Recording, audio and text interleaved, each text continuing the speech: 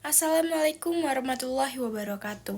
Hello everyone, introduce myself. My name is Amelia Putri, Class Management 23C, NPM 2341107. Today I will explain about the strategy analysis and choice. Pengertian analisis strategi. Analisis strategi merupakan proses sistematis yang dilakukan organisasi untuk memahami kondisi internal dan eksternal sebelum menentukan arah dan tindakan strategi yang akan diambil. Melalui analisis ini, organisasi dapat mengidentifikasi kekuatan dan kelemahan yang dimiliki, serta peluang dan ancaman yang berasal dari lingkungan luar. Analisis strategi sangat penting karena menjadi dasar dalam pengambilan keputusan jangka panjang agar organisasi mampu bersaing dan mencapai tujuan secara berkelanjutan. Selanjutnya tujuan analisis strategi. Tujuan utama analisis strategi adalah membantu organisasi dalam menentukan strategi yang paling tepat dan realistis.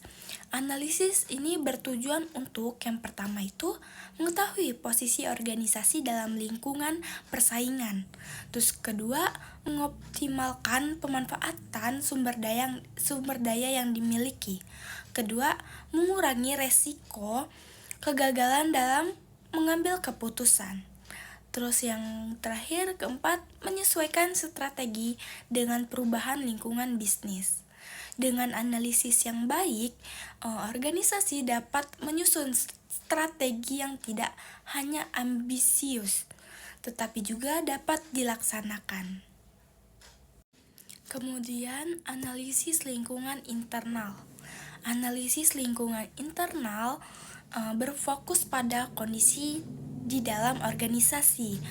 Aspek yang dianalisis meliputi sumber daya manusia, keuangan, teknologi, budaya organisasi, serta sistem operasional. Hasil dari analisis internal akan menunjukkan kekuatan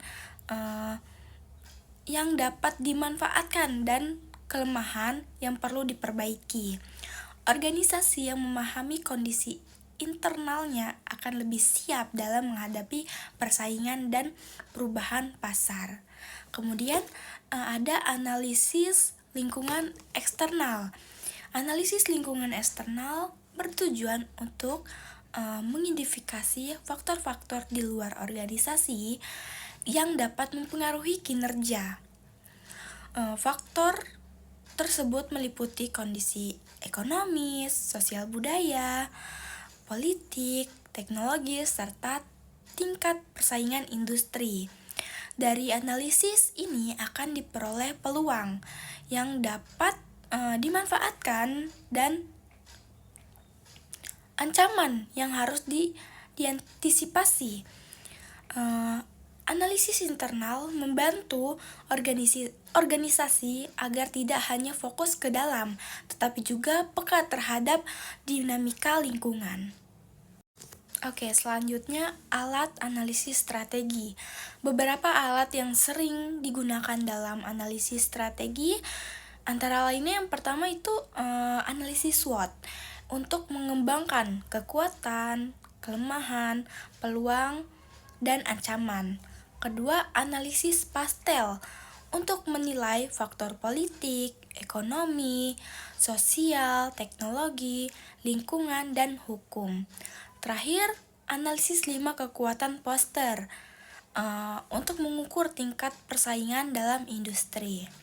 Alat-alat ini membantu organisasi melihat kondisi secara lebih objektif dan terstruktur. Selanjutnya yaitu pengertian pilihan strategi.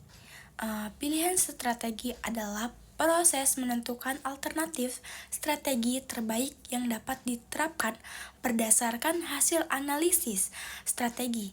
Pada tahap ini, manajemen mengevaluasi berbagai opsi strategi yang tersedia dalam memilih strategi yang paling sesuai dengan tujuan organisasi, kemampuan internal, serta kondisi lingkungan eksternal.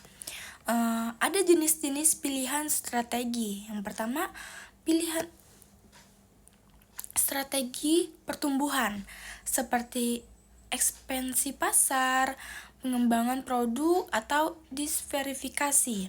Kedua, strategi stabilitas, yaitu mempertahankan kondisi dan kinerja organisasi yang sudah berjalan baik.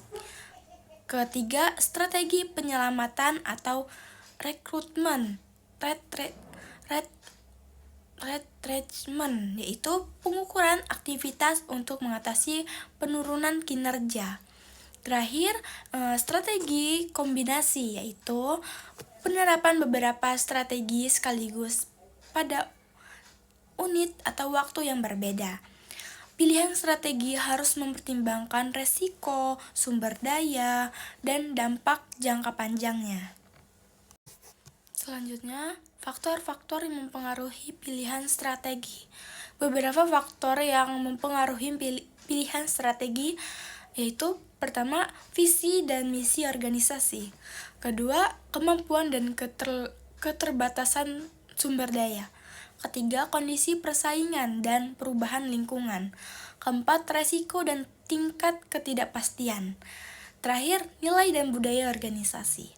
Strategi yang baik adalah strategi yang selaras dengan kondisi organisasi dan dapat diimplementasikan secara efektif. Dan kemudian, terakhir, pentingnya analisis dalam pemilihan strategi. Tanpa analisis yang mendalam, pilihan strategi beresiko tidak tepat sasaran dan sulit dijalankan. Analisis membantu manajemen mengambil keputusan secara rasional, bukan berdasarkan intuisi semata. Dengan demikian, strategi yang dipilih memiliki peluang keberhasilan yang lebih besar dan mampu mendukung keberlanjutan organisasi. Okay, that's all the explanation for me. Wassalamualaikum warahmatullahi wabarakatuh.